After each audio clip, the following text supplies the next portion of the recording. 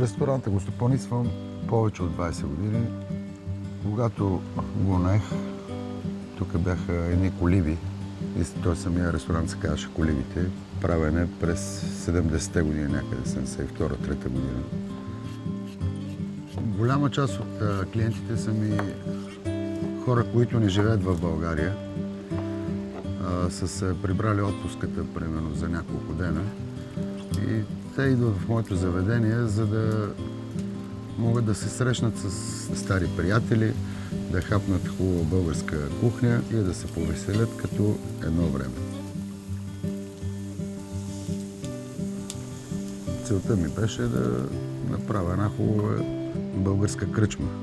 На времето така са ги наричали тия места. Работиме само лятно време, от късна пролет до ранна есен. Сина ми помага на бара, жена ми в кухнята, аз съм на барбекюто и така посрещаме гостите и ги изпращаме.